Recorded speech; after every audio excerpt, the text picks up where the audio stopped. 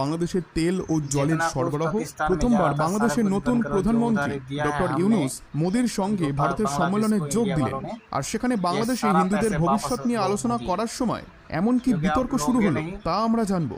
আর কেন বাংলাদেশ ভারতের কাছে আরও অর্থ চাইছে, কারণ ইতিমধ্যেই তো তারা $8 বিলিয়ন নিয়ে নিয়েছে। আর এদিকে বাংলাদেশকে বিদ্যুৎ সরবরাহ বন্ধ করার পাশাপাশি কটন ও ডিজেলের সরবরাহ বন্ধ করার পরিকল্পনা করছে ভারত। এদিকেও ইউনাইটেড নেশন বাংলাদেশকে নিয়ে একটি ইন্টারন্যাশনাল রিপোর্টও জারি করে দিয়েছে। বন্ধুরা, আমরা সব কিছু জানবো আজকের এই ভিডিওতে, কিন্তু তার আগে আপনারা সবাই কমেন্টে জয় শ্রীরাম অবশ্যই লিখুন এবং চ্যানেলটিকে আজই সাবস্ক্রাইব করে নিন, কারণ এটি করতে আপনাদের 2 সেকেন্ড সময় লাগে, কিন্তু এতে আমাদের অনেকটা উপকার হয়। তো বন্ধুরা, কেউ আশা করেনি যে বাংলাদেশ এত দ্রুত ভারতের ওপর নির্ভরশীল হয়ে যাবে, কারণ $8 বিলিয়ন নেওয়ার পরেও কেন তারা আরও $2 বিলিয়ন চাইছে এটি তো আমরা জানবই, কিন্তু এটি জানলে আপনি চমকে যাবেন যে ভারত এবার